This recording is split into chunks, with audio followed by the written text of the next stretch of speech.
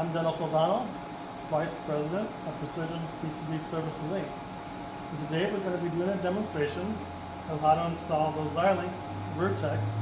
This is the XCVU 190. These are a high-end chip ranging anywhere from $20,000 to $50,000 in price. And you don't want to put them on with just any machine. So today we're going to be installing this with the Shuttlestar SV560A BGA Rework Station. So to start with, I'm going to locate my pin 1 on the board and my pin 1 on the chip. I'm going to set the chip into the upper nest. Here. Double check. With these larger chips, you can put a shim on them. I usually use an 0402 capacitor, and I'll put a shim on each corner because this is about 2,500 balls. So you want to make sure that it goes down evenly. It's pretty heavy. So the shims will allow it to go down evenly and not go down too far and bridge on the corners. In particular, with this board here, we have a lot of ground on one side and a lot of signal on the other. So one side will tend to start to reflow before the other side does. We've already got our board in the holder here. And to install the chip, we're using a tacky flux. We're not using solder paste. So we just brushed on a nice layer of tacky flux under the BGA area. And that'll be good enough to install your chips, provided you have protected balls. Those are balls that melt. If you're using 90-10 balls that don't melt, then you have to use solder paste. I've got my upper heater, my lower heater. This is about a 50mm chip, and we're going to use a 60mm nozzle to install it.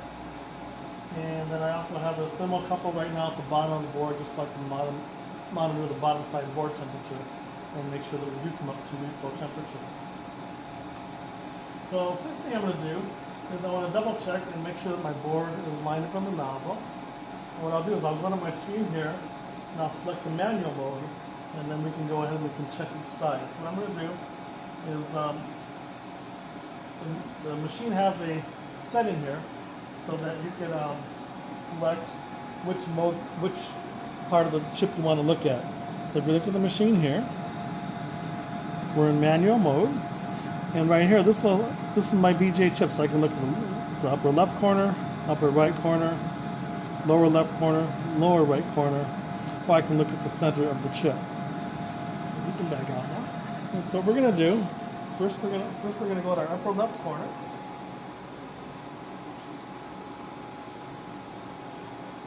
Oops. Wrong button. I'm going to reset this.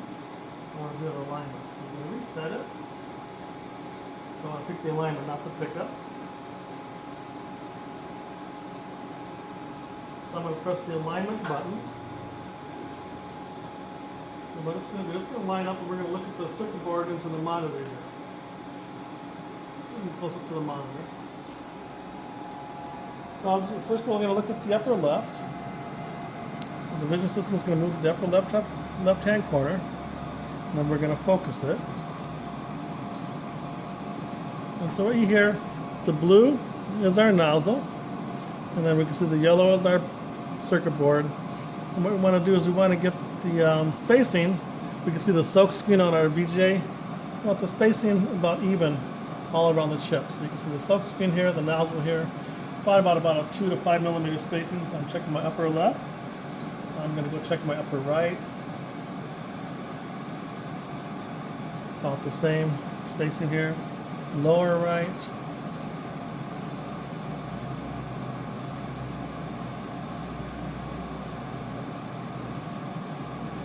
and lower left. And so we just want to make sure that we have a little bit of a space between our nozzle and the BGA chip. So we're centered. So now I'm just going to go back and press reset. And we're going to go back to the home position.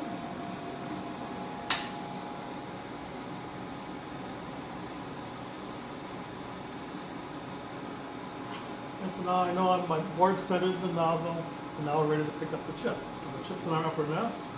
Again, double check. Pin 1's lined up to pin 1 location. We're going to press pick up.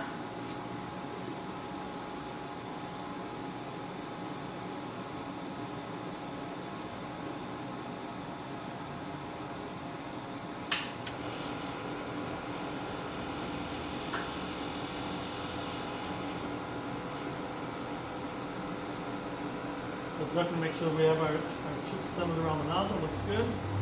So again, we're going to do the same thing we did before. We're going to go to the upper left-hand corner. What we're going to do is we're going to line our solder balls up to the chip. And so if I zoom in here, get a little closer to the screen now. We can see that our circuit board pad is in yellow, our solder ball is blue, and we're just going to line those solder balls right up to the pads. And once we're comfortable that we have them lined up on the left side, we're going to go to the upper right side. We can see it's a little bit off, so we can turn the chip left and right using the controls. And so I'm going to turn it a little bit to the right. It's okay. You can see that. I'm just going to turn to the left here. Back up to the screen. We're just adjusting. We can move it to the left and to the right. And so we're just adjusting.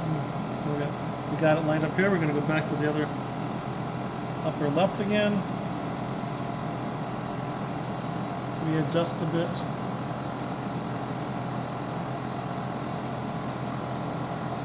We just go back and forth until we get this straight all the way across.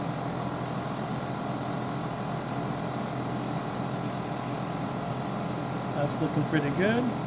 We go lower right.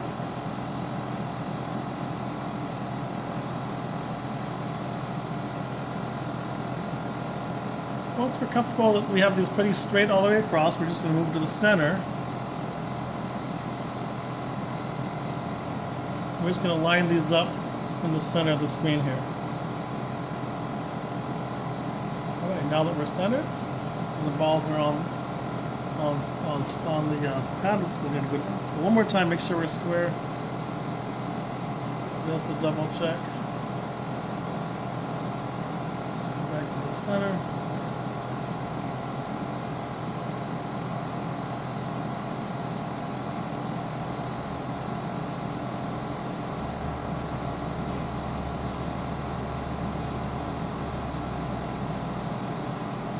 Okay, our balls are all touching the pad. And they don't have to be exactly 100% on. As long as we're touching about 80% on the corners, that's good. And we're going to be concerned with this that we're centered.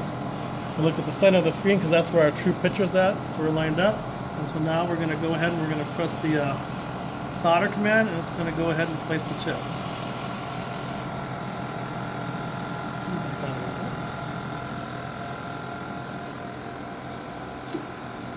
Turn my light on. Watch it, make sure that we get a clean release. And then I want to make sure there's a little bit of space between the pickup tube and the chip. I can see there's a space in there, so the nozzle does not have to go down and touch the board as long as it's heating up around the top of the chip. So on this board right now, I've got my so we have our upper heater, hot air, our lower heater, hot air, and then you can see we have our infrareds heating the board. So the infrareds are critical, especially with large chips and large boards. You want to have the infrared heaters. There are 6 heaters, and you can run them in sets of 2 to 6. So if you want to run more, we can turn on more heaters here. But right now, since this is a small board, all I need is the 2 air heaters, so that's all I'm running. So you don't have to run all 6 heaters if you don't have a large board for that. But the heaters will help preheat the board. And with the preheating of the board, that means we don't need as much, we'll have to turn our hot air heaters up as high. So there'll be more judgment on the board and on the chip. So everything looks good. So now we're just going to wait for it to run its profile. And right now you can come here, you can look at the screen here. And so we have our profile set up. It's a 4-zone profile. We're going to take it up as high as 300 on the heaters, and that should give us a board temperature of around 235 to 250 at our thermocouple. And so around 235 to 250 is a reflow temperature. So depending on your chip and board thickness and density, you'll usually run on lead-free anywhere from 290 to 300 on the heaters. Okay, so let's just wait and see what happens. Okay, so we can see that we're running here. Right now our top heater is around 250. Our bottom heater is a little bit above 250, and up to 280. and our IR is at 266. The board temperature is about 228, so it should start reflowing soon. So let's go ahead and watch this.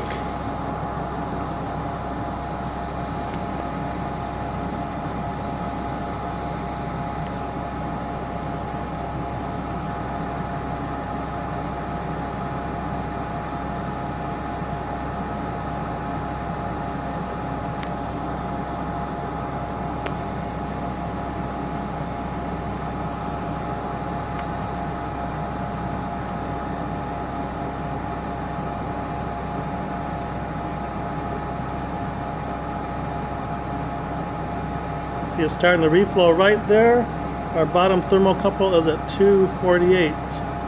It's about hitting 250 now. So that's really nice reflow. We're going to let that run for about 30 seconds. So I'm going to make a note here. If you look at our screen, we reflowed with the 270 on the top, 300 on the bottom, reaching about 255 at the thermocouple. And so we don't want it to really go much more above 260. We're letting it run about 30 seconds. And then we're just going to press stop and go readjust our profile. So what we did is we readjusted our profile. We turned the top up down from 300 to 290. So we have a 4-zone profile, 75, 250, 270, 290. Hold it for 60 seconds with a ramp of 1 degree per second. On the bottom, we're going to go 75, 260, 280, 300. Just a little bit hotter on the bottom so we get that board soaked with the ramp of 1 degree per second. And always on the bottom, we're going to hold it for 300 seconds so the bottom doesn't time out on zone 4.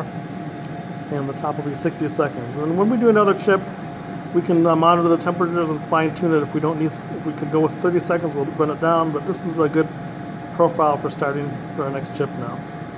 Here we are. We're taking an X-ray of the XCVU 190 that we just installed.